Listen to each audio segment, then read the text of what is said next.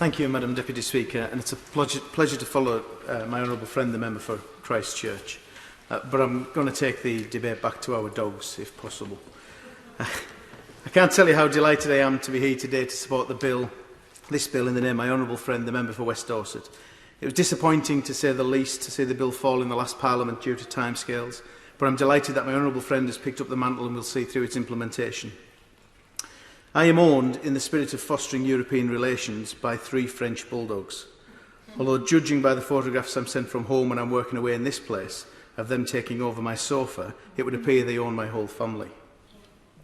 If you'll indulge me a little, Madam Deputy Speaker, Mimi, Ollie and Piper are delightful little dogs, each of them champions, not in the Crufts sense I might add, but respectively in snorting and worse, laziness and annoyingness. But no matter how annoying, smelly or noisy they are, and no matter how many times I tell them I'm sending them to the dog's home, I could quite obviously never do that and would certainly never wish harm on them.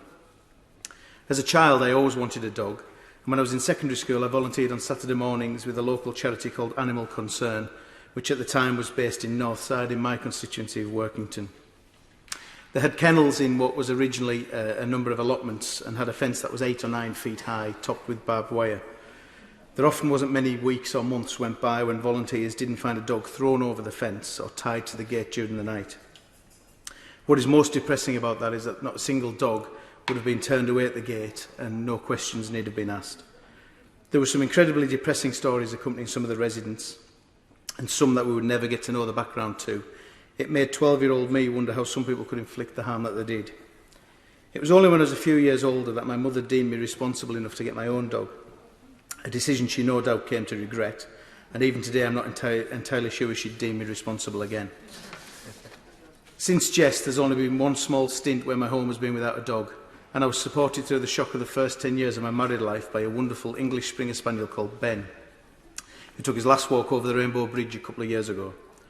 As we've heard, it's the love of a rescued Springer Spaniel, Poppy, that gave my honourable friend, the member for West Dorset, the inspiration to pick up the bill we discussed today. The love between a dog and their family members should never be underestimated. The youngest of our 3 dogs, Piper, was born in our house when our youngest daughter was a toddler. They're now inseparable, the very best of friends, and I'm sure that Piper sees Olivia as any other litter mate, as well as a source of food when Piper's hiding under the table. While Olivia sees Piper more like one of her dolls that she can attempt to dress up and place in a cot. Piper's a bit too wily for that. It's for those reasons, among many others, that I despair of anyone that can inflict deliberate cruelty upon an animal, and I warmly welcome the provisions of this bill.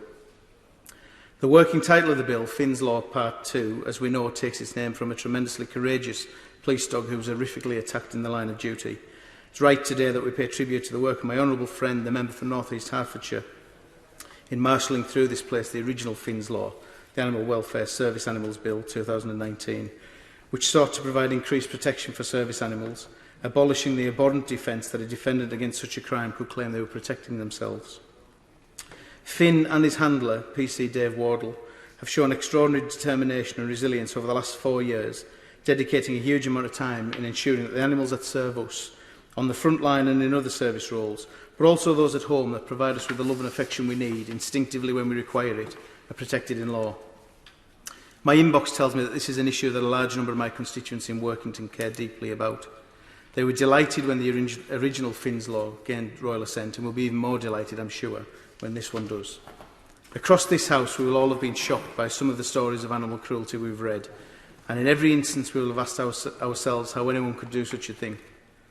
But it happens, and it's right that we in this place be the voice of those that cannot speak for themselves.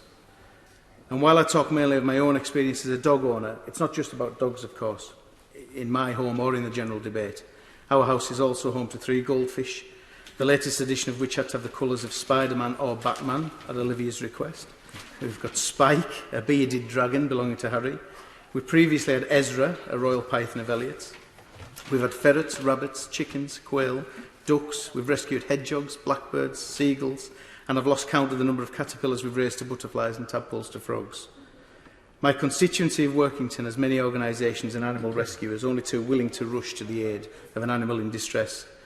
And I speak not only of Animal Concern, where I spent some of my childhood Saturday mornings. They've long since moved from Northside to the constituency of my honourable friend, the member for Copeland. But I also speak of organisations like Knoxwood Rescue, who work tirelessly with injured wildlife and pets and have a marvellous centre which is always worth a visit. Like the ubiquitous RSPCA, who have a branch in West Cumbria, and of those smaller organisations, often headed up by solitary or small numbers of dedicated individuals, like Mel of Animal Haven in Mowbray, who are raising funds for a brand new state-of-the-art rehabilitation centre, like Jade of West Cumbria Wildlife and Rehab in Northside, who works as a vet by day, rescues wildlife, but also volunteers for cats protection in what might normally be deemed spare time.